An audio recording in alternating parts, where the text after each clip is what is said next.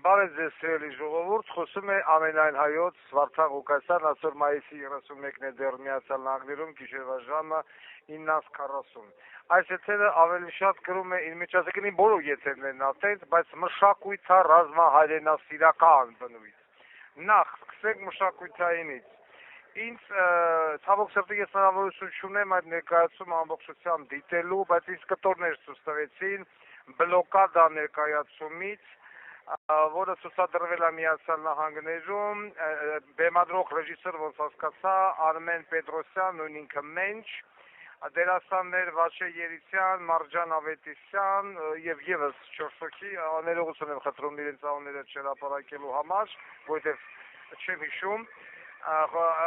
ուրեմն այս ներկայացումը ինձ ուղղակի ցնցեց, նույնիսկ եմ կրկնում, կոչվում է բլոկադա, վերաբերվում է Արցախի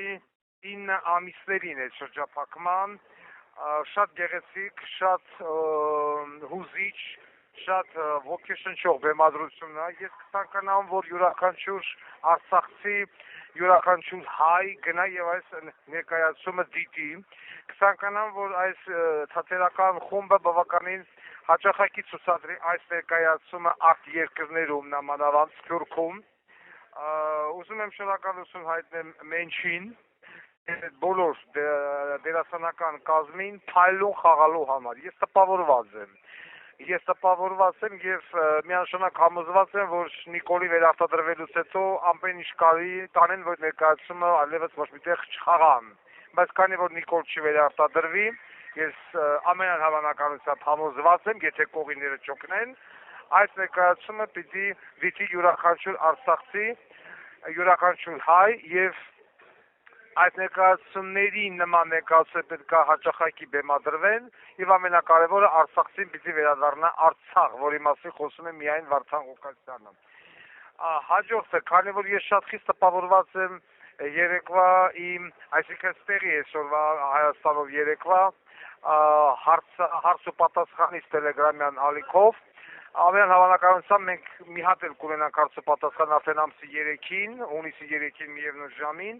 բայց ես ուզում եմ նաև մեր երիտասարդների համար որպես ծանոթություն ընթերցեմ Միսակ Թորլաքյանի անձի մասին, որի մասին ցավոք սրտի մեր հայ երիտասարդությունը գաղափար չունի եւ տեղյակ չի մեծ մասը ով է Միսակ Թորլաքյանը, որտեղ այդ մարդու հուշարձանն անգամ կանգնեցված չի Երևանում կամ Հայաստանում, ես չգիտեմ եթե կա, բայց համոզված եմ չկա, եւ Միսակ Թորլաքյանի հուշարձանը անպայման պետք է կանգնեցվի Հայաստանում։ Ուրեմն Նեմեսիսը գաղտնի գործողություն չէր, դա հայ ժողովրդի հավաքական ցասումն էր, որը կազմավորվեց 1919 թվականին Երևանում, երբ միջազգային դատարանները թերացան բաժնել ցեղասպանության կազմակերպիչներին, հայ վրիժառումները առանձնացրեցին դատավորի եւ դահիճի դերը։ Նա մարդ էր, ով ապացուցեց, որ արդարությունը կարող է լինել արագ ու անխնա։ Ով էր նա։ Ծնունդով տրապիզոնից Միսակը ոչ շարքային ու անսովոր վրիժառու էր։ Նա փորձառու զինվորական էր, ով անցել էր առաջին համաշխարհային պատերազմի բոհով, եղել էր հետախույզ եւ մասնակցել Սարդարապետի հերոսամարտին։ Նա գիտեր, թե ինչ է նշանակում կռվել հանուն հայրենիքի վերջին թիվ հողի, որի մասին գաղափար չունեն մեր արվեստագետները, մեր ժողովուրդը նամանավանդ Մակոն, ասում է 2 մետր հողի համար կրան կռիվ անենք, խնդրեմ։ Նրա թիրախը Բեհբուդ խան Ջիվանշիրն էր։ Եթե Քերելյանի թիրախը Թալյատն էր, ապա Թորլաքյանի արժև դրված էր ոչ պակաս կարևոր խնդիր։ Նա պետք է ոչնչացներ Ադրբեջանի ներքին գործերի նախկին նախարար Բեհբուդին, վերջինս 1918 թվականին Բաքվի հայերի սարսափելի ջարդերի գլխավոր պատասխանատուն էր։ Նկատենք, որ նույնը կրկնվեց 1978-ին, այսինքն ուղիղ 70 տարի անց։ Դեպքը տեղի ունեցավ Կոստանդնուպոլիսի կենտրոնում Պերապալաս հյուրանոցի դիմաց։ Միսակը սառնասրտորեն մոտենալով Ջիվանշիրին գնդակահանեց նրան։ Ուշագրավ է այն փաստը, որ չնայած նրան անմիջապես ձերբակալեցին ժանդարմները, նա եւս իրեն պահեց արժանապատվորեն, չշղթելով կատարվածը, բայց եւ չընդունելով, որ դա հանցագործություն է։ Նրա դատավարությունը տեղի ունեցավ անգլիական զինվորական դատարանում։ Պաշտպանությունը կառուցված էր նույն տրամաբանությամբ, ինչ Թերելյանինը։ Փաստաբանները ներկայացրին Միսակի ապրած ողբերգությունը, ընտանիքի կորուստը եւ ականատես լինելը Բաքվի ջարդերին։ Թորլակյանը տառապում էր էպիլեպսիկ նոպաներով, որոնք սկսվել էին տեսած սարսափներից հետո։ Դատարանը նրան ճանաչեց անմեղսունակ կատարվածի պահին, այսինքն աֆեկտիվ վիճակ։ Ի տարբերություն Գերմանիայի, որտեղ Թերերյանին ուղղակի արդարացրեցին, բրիտանական դատարանը Թորլակյանին մեղավոր ճանաչեց, բայց ազատ արձակեց, հաշվի առնելով նրա հոգեկան վիճակը եւ արարքի դատապատճառները։ Նա արձակվեց Հունաստան, որտեղից շարունակեց իր ազգանավեր գործունեությունը։ Թորլակյանի եւ Նեմեսիսի մյուս տղաների պատմությունը մեզ սովորեցնում է մի պարզ ճշմարտություն, հարգելի երիտասարդություն։ Հաղթանակը միայն ռազմադաշտում չէ, դա նաև արդարության հաղթանակն է չարի նկատմամբ։ Նա հետագայում երկրորդ համաշխարհային պատերազմի տարիներին, նույնիսկ պատկառելի տարիքում, կազմակերպում էր հայ ռազմագերիների փրկության գործը։ Նա մարդ էր, ով իր ողջ կյանքը նվիրեց հայ տեսակի պահպանմանը։ Ես չեմ սպանել մարդու, ես պատժել եմ հրեշին։ Սա էր Միսակի կյանքի կարգախոսը։ Թորլակյանը եղել է նաև հայտնի հետախուզ եւ տիրապետել է մի քանի լեզուներին։ Այո, նրա կերպարը շատ ավելի խորն է, քան պարզապես վրիժառույնը։ Նա իսկական նոր սերունդի ասպետ էր, զինված ոչ միայն զենքով, այլև փալուն ինտելեկտով ու լեզվական գիտելիքներով։ Բայց նրա ամենամեծ զենքը թուրքերենի կատարյալ իմացությունն էր։ Նա ոչ միայն խոսում էր, այլև գիտեր թուրքական տարբեր բարբառներն ու էտիկետը։ Պոսում նա կարողանում էր այնպես զուլվել ամբոխին, որ նույնիսկ ամենակասկածամիտ օսմանյան պաշտոնյաները նրան չէին տարբերում թուրքից։ Սա նրան թույլ էր տալիս լսել խոսակցություններ, որոնք հասանելի չէին ոչ մեկին։ Մինչ Նեմեսիսը առաջին համաշխարհային տարիներին Միսակը ծառայել էր ռուսական բանակի հայկական կամավորական ջոկատում որպես գլխավոր հետախույս։ Նրա խնդիրն էր անցնել ռազմաճակատի գիծը, մտնել թշնամուտի կուք եւ տեղեկություններ հայտարարել թուրքական զորքերի տեղաշարժի մասին։ Նա ուներ բնազդային կողմնորոշում եւ կարողանում էր աննկատ մնալ անգամ բաց տարածություններում։ Բեհբութին սպանելը հեշտ չէր։ Նա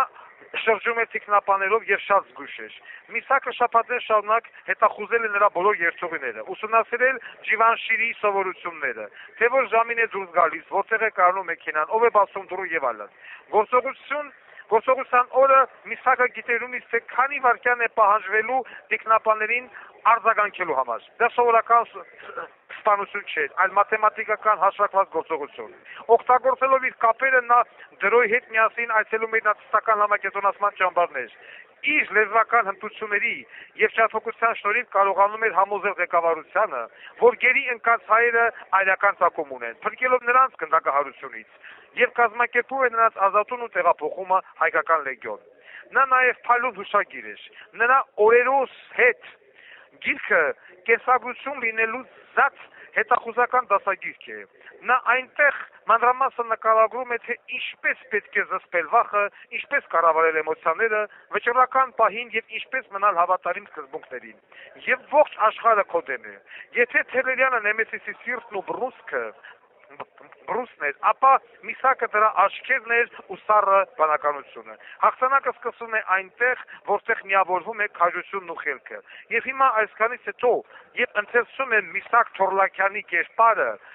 Սողոմոն Թերերյանի կերպարն ենք ուսումնասիրում, Վազգեն Սարգսյանի, Մոնթեի, Դրոյի, Գարեգի Նժդեհի, քո մեջ առաջանում է ակամայից հարց, լավ, մի ազգ կարող է տալ նման զավակներ եւ մի ազգ կարող է տալ Նիկոլի նման բոզի տղեկ, կարող է տալ Ալենի, քպականների, թրքահպատակների մի ամբողջ սերունդ, չես հասկանում դրանք որտեղից ծնվեցին, որ արգանդից դուրս եկան դրանք, ինչի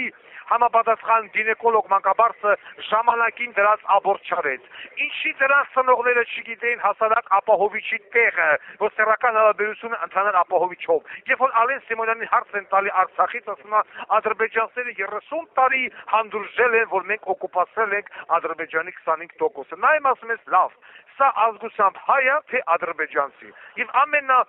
ամենազարուրելի խնդիրը նաեւ կայում է նրանում, որ այսօր դաշտը ողողված է 17-16 վարչապետի տեխնացուներով, եւ նրանցից ոչ մեկը բարձրացան չի խոսում, չի պահանջում, չի ասում, գիտեք ինչ, Արցախը դա հայկական հող է, չի ասում, որ գիտեք ինչ, արցախցիները պիտի վերադառնան Արցախ, չի ասում, որ մենք միջանցք տալու չունենք, Բերձորդ իրանց պիտի վերադարձվի։ Տիգրանաշեղբ տալու չունենք։ Միայն մենք գանք լավանինելու, աշխատատեղաբացնելու, չգիտեմ, ես ալել են, այսինքն լապ, են խապելով։ Սիրելի ժողովուրդ, մենք ունեցել ենք նման հայազգի որդիներ։ Միսակ Թորլակյան, Գարեգին Նժդե, Վազգեն Սարգսյան, Մոնթե, Սողոմոն Թերելյան, եւ այլն, թողներեն, որ բույսերի անները չեմ տալի, Վիցե Այվազյան, եւ այլ։ Մենք պիտի մի մարդու նման հունիսի 7-ին գնանք եւ ոչ ասենք օլիգարխաթրքահպատակ թեկնածուներին, որոնց ուշքումից է կեղեքելն ու թալանելն, որոնց ուշքումից իրենց հարստությունը պաշտպանելն, նրանք թքած ունեն սոցիալապես անապահով խաղի վրա, նրանք թքած ունեն բանակի վրա, նրանք թքած ունեն զինվորի վրա, թող ոչ մեկ նորից եմ կրկնում չասի ինձանից ոչ մի բան կախված չի, նման բան ասողը առնվազն դավաճանա, թող ոչ մեկ չասի ես քաղաքականությամբ չես զբաղվում, նման բան ասողը առնվազն դավաճանա, թող ոչ մեկ չասի ես ժամանակ չունեի, զբաղված էի, ամեն ինչ վաճառված էր, նման բան ասողը պետական դավաճանա։ Մի մարդու նման բոլորը պիտի գնան ընտրատեղամաս հունիսի 7-ին։ Թող գնան ձենտան Պողոս Պետրոս Մարտիրոս ջհանդամը Գյոռը Վարդակ Ղուկասյանին ձենտան, բայց թող գնան, չծախվեն, չալարեն։ Մեր զինվորները զոհվեցին ինչի համար, որ դուք ալարեք։ Մի մարդու նման պետք է գնան այդ ընտրատեղամաս եւ իմ ընտրողը ձեր պետք է տա համար 15-ին։ Մեր զինվորները այրվեցին, թիքա եղան, ժարից եղան, քրքրվան ու սակրտվան, զոհվեցին եւ մահացան վրաչի ասած վշական այդ օգնությունից, զոհվեցին եւ մահացան հեմորագիկ շոկից, ցավային շոկից, ինչի համար, որ դու այսօր նստես քո տան դիվանի վրա եւ ասես ինձանից ոչ մի բան կախված չի, հայ մարդ, որ դու նստես քո տան դիվանի վրա ասես ես հելնեմ եմ ինչ ասեմ, ես ամեն ինչ վաճառված եմ, ոչ մի բան վաճառված չի, ամեն ինչ վաճառված լիներ, ամեն ինչ ծախված լիներ, քեզանից ոչ մի բան կախված չլիներ, Վարդան Ղուկասյանի նմանին Ամերիկայում 16 ամիս չէին բանտարկի, դրանք էլ հիմա այսօր դռնե դուրս չէին ընկնի, քուչա, փողոց ու նարտուն, կարտոշկա, լիֆտ, չգիտեմ ինչու չէին մաքրի, ինչա դու գնաք ընտրատեղամաս եւ ձայն տակ։ Խափել են ձեզ միջեմա, որ ասել են ամեն ինչ վաճառված է, ոչ մի բան էլ վաճառված չի, փող են բաժանում, վեկալեք, բայց գնացեք ձեր խղճի խայթի համաձայն ձայնը տվեք այն ուժին, ով մտածում է բանակի մասին, երկրի մասին, պետականության մասին, ով հայտարարում է, որ Արցախին պիտի վերադառնա Արցախ, ով հայտարարում է, որ մենք միջանցք տալու չունենք, ով հայտարարում է, որ Տիգրանաշեն տալու չունենք, ով հայտարարում է, որ Արցախը պիտի վերադառնա Հայաստան, ով հայտարարում է, որ աունել մոռացա Իրանց Բերձոր պիտի վերադառնան մեր ենթակայության տակ եւ ոչ մի ադրբեջանցի չպիտի գա եւ բնակություն չպիտի հաստատի Հայաստանում։ Հայաստանի հողը ադրբեջանցու համար չի։ Երբ որ հայերը կգնան ապրեն Բաքվում, Սումգայիթում, այս ժամանակը թող իրանք ապրեն Հայաստան եւ հետ էս միացինում։ Սա էր իմ ասելիքը։ Եվս մեկ անգամ շնորհակալություն եմ մշակութային գործիչներին, եվս մեկ անգամ հորդորում եմ բոլորից մեկ մարդու նման հունիսի 7-ին գնալ ընտրատեղամաս եւ քվեարկել համար 15 քվեաթերթիկի օգտին։ Ամենայն հարգանքով, ամենայն հայոց Վարդան Ղուկասյան։